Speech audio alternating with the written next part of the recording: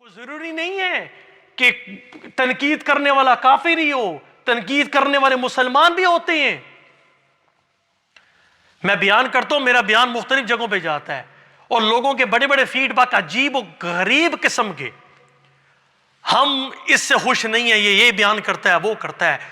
بھائی اسلام نہ میرا ہے، شریعت نہ میری ہے اور نہ آپ کی شریعت ہے، شریعت اللہ رب العالمین کی ہے، قانون اس کا ہے، بات وہ بیان ہوگی جو اللہ اس کے رسول کی ہے۔ یہ ہمارے ایمانوں کا امتحان ہے، ہم کسی کے حق میں نہیں بولتے۔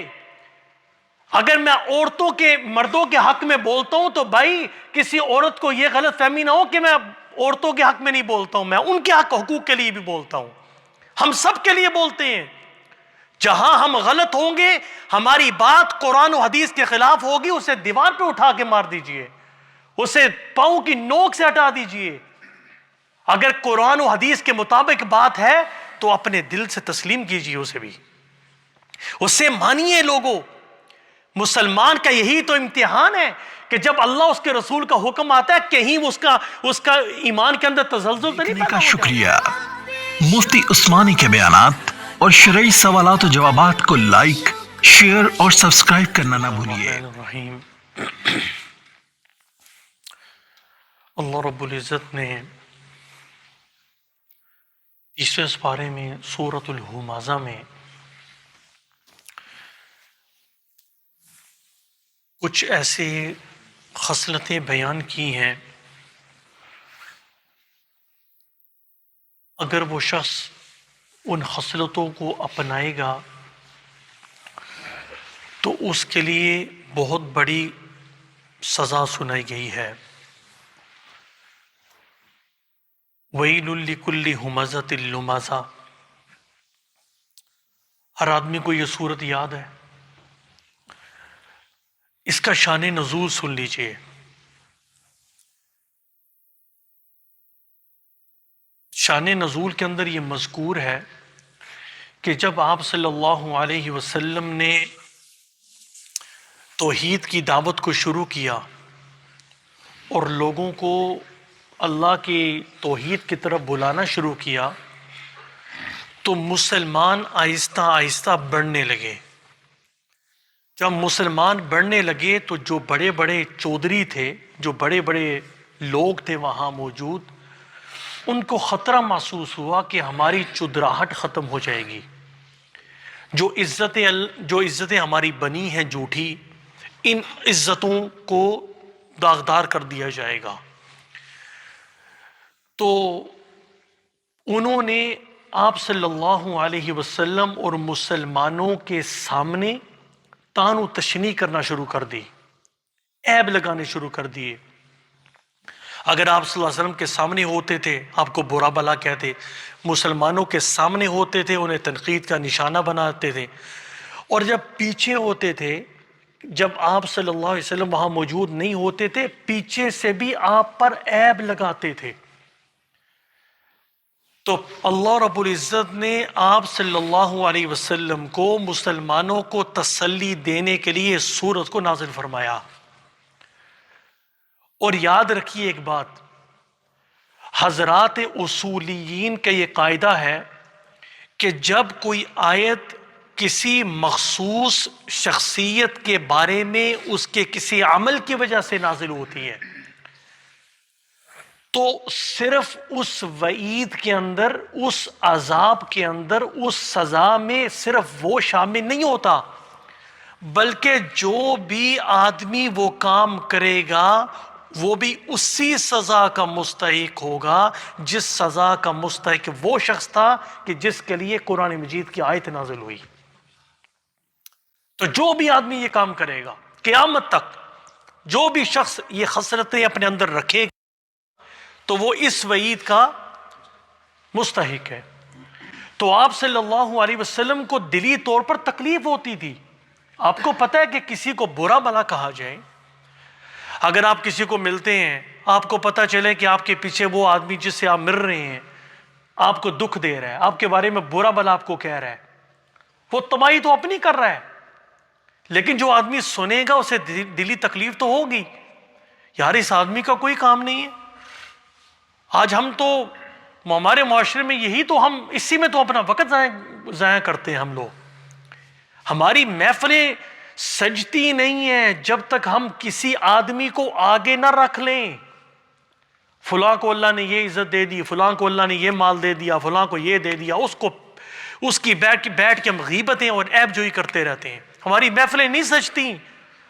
ہمیں کسی نہ کسی کو پکڑنا پڑتا ہے، کسی نہ کسی کو پکڑ کے پھر اس کی عیب جوئی کرتے ہیں. بھائی کرتے رہو. موجے کس کی ہیں؟ جس کی عیب جوئی کی جا رہی ہے. آپ کی نیکیاں اس کے کھاتے میں، اس کے گناہ بھی آپ کے کھاتے میں ڈالے جائیں گے. یہ دنیا ہے بھائی. امام شافعی رحمۃ اللہ تعالی علیہ نے بڑی عجیب بات بیان فرمائی. کہا کہ میں لوگوں کی غیبت کیوں کروں؟ میں لوگوں کی غیبت نہ کروں. اگر میں نے غیبت کرنی ہی ہے میں اپنی ماں کی غیبت کروں. کم از کم میری نیکیاں مجھے ماں کے تو ملے. میں غیروں کو اپنی نیکیاں کیوں دوں؟ نمازیں پڑھ کے، تہجد پڑھ کے، قرآن مجید کی تلاوت کر کے، صدقات کر کے، بیٹھ کے ساری کی ساری نیکیاں اٹھا کر دوسرے کو دے دینا، یہ کہاں کی حکمت ہے؟ یہ کہاں کی عقل مندی؟ یہ تو نقصان ہے. یہ تو اسی طرح ہوا کہ آپ بزنس کر رہے ہیں، کما آپ رہے ہیں، وہ مال سارے کا سارا کسی دوسرے آدمی کے جیب میں جا رہا ہے. وہ یہ اشیاء کا حدیث ایک میرے ذہن کے اندر اللہ نے ابھی ڈالی، جو کافی عرصہ میں نے پہلے پڑھی تھی. آپ صلی اللہ علیہ وسلم نے فرمایا کہ بہت سارے لوگ نیک ہوں گے جو تہامہ اس پہاڑ سے زیادہ نیکیاں لے کر اللہ کے دربار میں حاضر ہوں گے. صدقات، تہجد، نوافل، فرائض سب کچھ موجود ہوگا، لیکن وہ بڑی بڑی نیکیاں لے کے آئیں گے، لیکن اللہ رب العزت کے دربار میں جب پہنچیں گے تو ان کی ساری نیکیاں تباہ و برباد ہو جائیں گی. اے اللہ کے رسول صلی اللہ علیہ وسلم کیوں؟ فرمایا کہ نیکیاں تو کرتے تھے لیکن چھپ کے اکیلے میں گناہ کرتے تھے.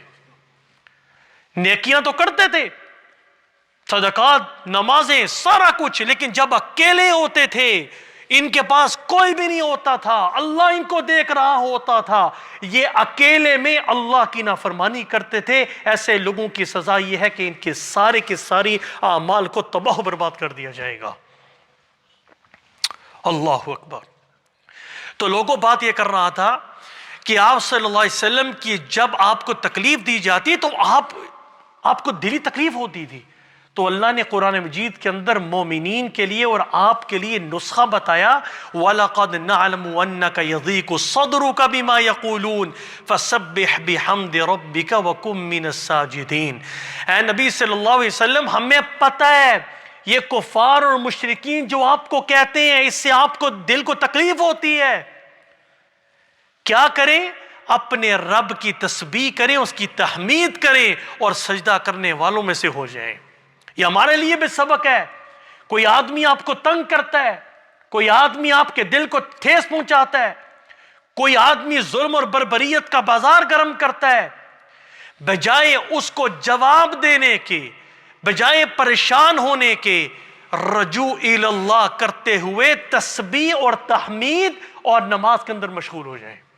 حضرت اما عائشہ کہتی ہیں، فرماتی ہیں کہ جب رسول اللہ صلی اللہ علیہ وسلم کو کوئی بھی تکلیف ہوتی، کوئی بھی مشکل پیش آتی، آپ صلی اللہ علیہ وسلم مسجد کی طرف جو ہے وہ جلدی کرتے تھے اور نماز کے اندر مشغول ہو جاتے تھے. قرآن نے کیا کہا؟ یا ایھا الذین آمنوا استعینوا بالصبر والصلاۃ. اے ایمان والو، نماز اور صبر کے ذریعے مدد حاصل کرو. عبداللہ بن عباس رضی اللہ تعالی عنہما تشریف لے جا رہے تھے، آپ کو پتہ چلا سواری پر کہ میرے بھائی کا انتقال ہوا ہے. فوراً سواری سے اترے، وہیں 2 نفل پڑھے، اللہ سے دعا مانگی. کسی نے پوچھا کہ اس خبر کا اور نماز کا کیا تعلق ہے؟ کہا تم نے قرآن نہیں پڑھا؟ یا ایھا الذین آمنوا استعینوا بالصبر والصلاۃ. اللہ فرماتے ہیں صبر اور نماز کے ذریعے مدد حاصل کرو. میں نے اللہ سے مدد مانگی، اے اللہ اس غم کی گھڑی کے اندر تو میرے دل کو سکون عطا فرما.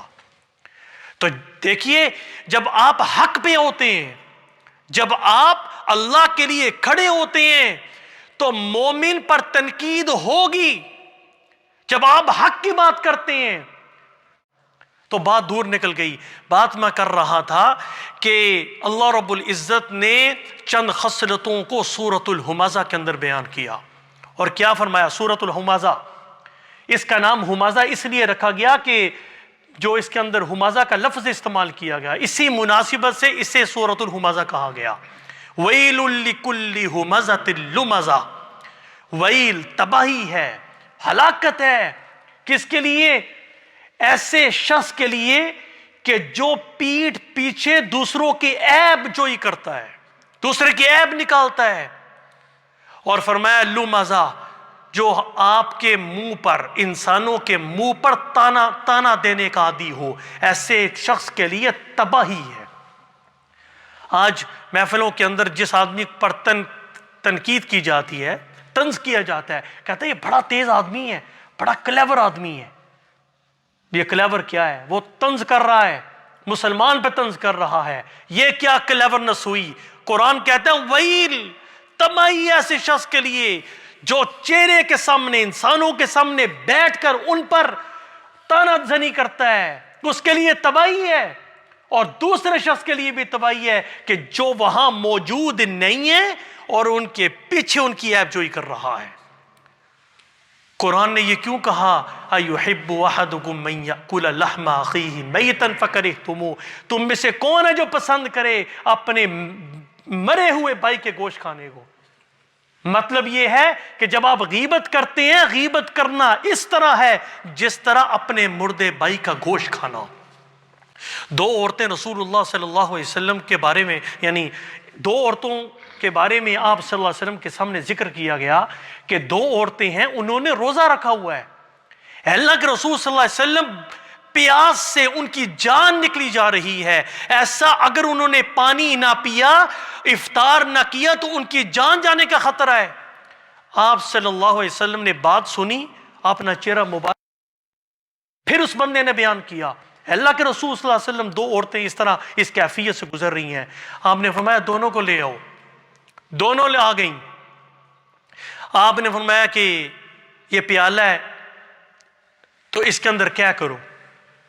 دونوں نے کیا کی؟ خون سے لت پت گوشت کے ٹکڑے اس میں سے نکلے، پیالہ بھر گیا.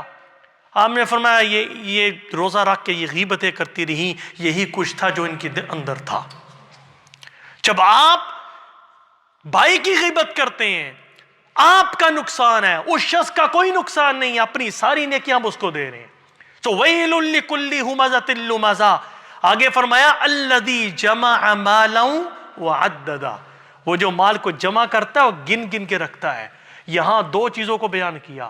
فرمایا جو مال کو جمع کرتا ہے، مال کو کیوں جمع کرتا ہے؟ وَإِنَّهُ لِحُبِّ الْخَيْرِ لَشَدِيدٌ.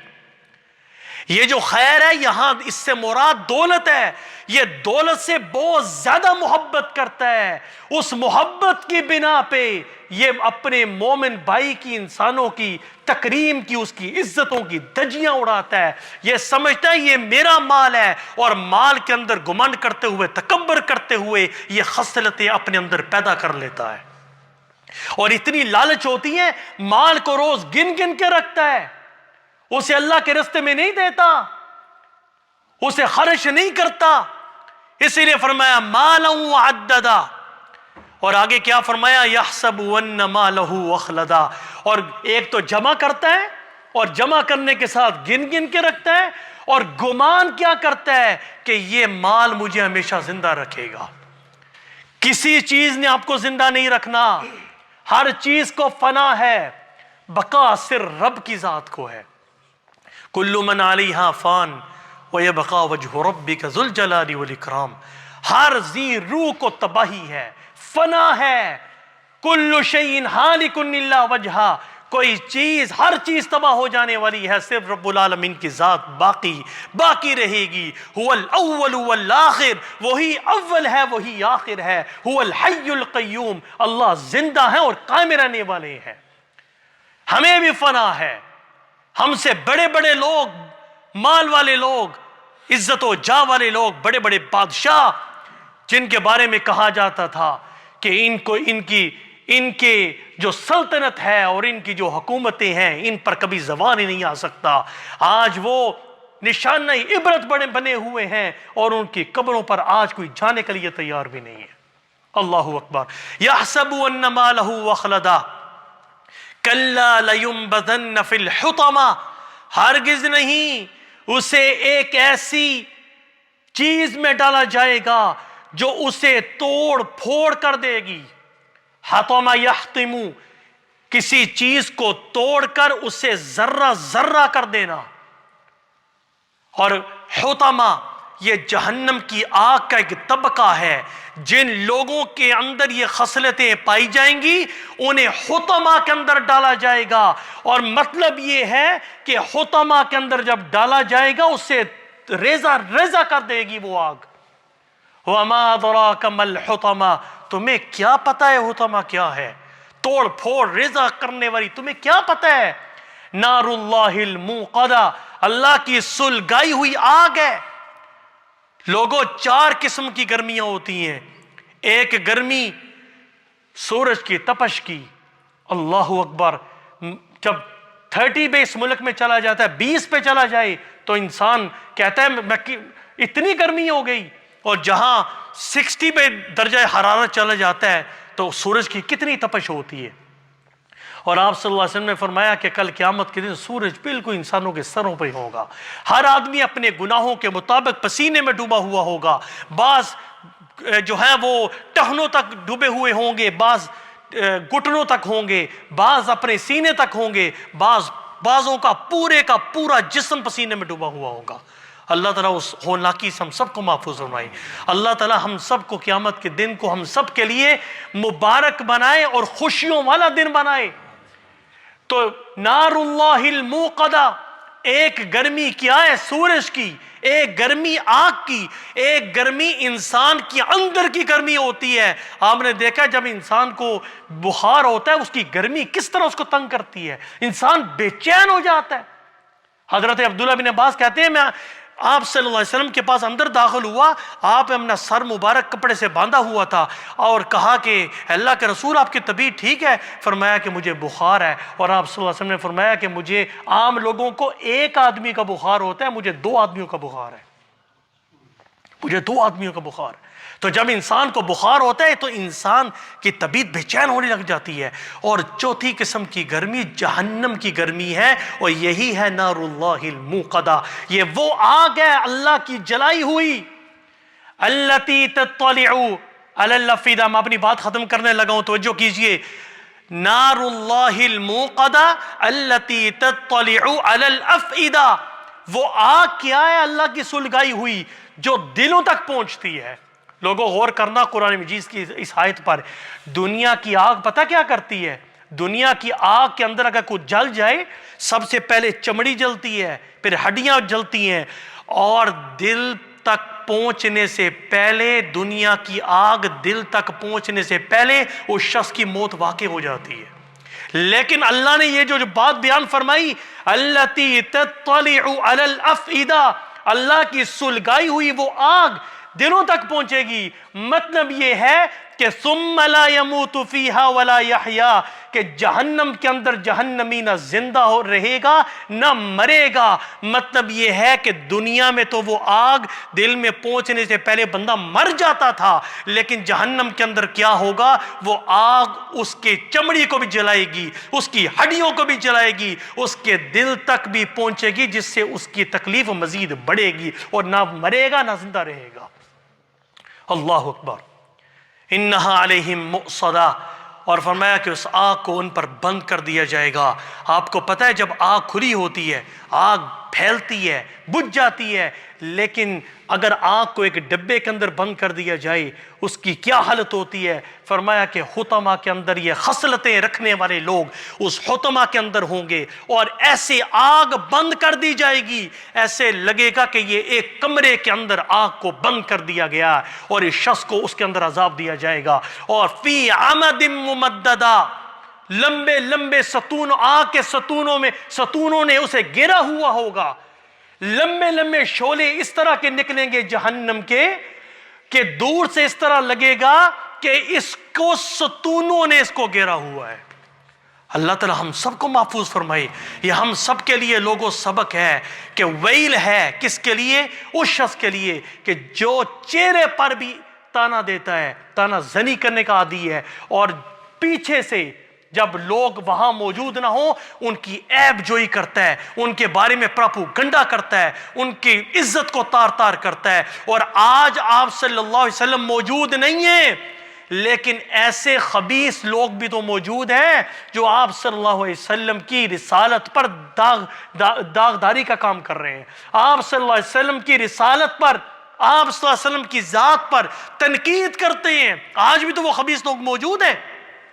یہ جو ڈنمارک میں کارٹون بنا تھا، یہ وہی تو چیز ہے کہ آپ صلی اللہ علیہ وسلم وہاں موجود نہیں ہیں، لیکن آپ صلی اللہ علیہ وسلم کی ذات کو تنقید اور مذاق کا نشانہ بنانا، تو انہی لوگوں کے لیے قرآن نے کہا کہ ویل لکل ہمزۃ لمزہ، ایسے لوگوں کے لیے تباہی و بربادی ہے کہ جو پیچھے سے عیب نکالتے ہیں اور آپ کے سامنے، انسانوں کے سامنے تانا زنی کے عادی ہوتے ہیں۔ اللہ رب العزت سے دعا ہے کہ اللہ ہم سب کو ان بری خصلتوں سے محفوظ فرمائے۔ اور ایک اور چھوٹی سی بات میں مختصر بیان کر دوں کہ یحسب ان مالہ اخلدا، کہ وہ سمجھتا ہے کہ یہ مال مجھے زندہ رکھے گا، الذی جمع مالا وعددا، مال کو جمع کرتا ہے، گن گن کے رکھتا ہے۔ بھائی مال برا نہیں ہے، یہ مال اللہ کی قربت کا ذریعہ بھی بن سکتا ہے، لیکن اگر اس مال کو حلال کمایا، حلال چیزوں پہ استعمال کیا، اللہ کے رستے میں دیا، الذین ينفقون اموالهم باللیل والنہار سرا وعلانیہ فلہم اجرہم عند ربہم، جن لوگوں نے علانیتاً کلم کلا چپکے سے اس طریقے سے دیا کہ دائیں ہاتھ نے دیا، بائیں کو پتہ بھی نہیں چلا کہ دائیں ہاتھ نے اللہ کے رستے میں دیا، فرمایا کہ ان کے لیے اللہ کے ہاں بڑے بڑے اجر ہیں، نہ دنیا کے اندر غم ہوگا اور نہ آخرت کے اندر ان لوگوں کے لیے غم ہوگا۔ مال برا نہیں ہے، لیکن مال وہ برا ہے جو غلط طریقے سے استعمال کیا جائے، اور غلط طریقے سے اسے جو ہے وہ استعمال کیا جائے اور غلط طریقے سے کمایا جائے۔ اللہ رب العزت سے دعا ہے اللہ ہم سب کو بری خسرتوں سے محفوظ فرمائے۔ وآخر دعوانا الحمدللہ رب العالمین۔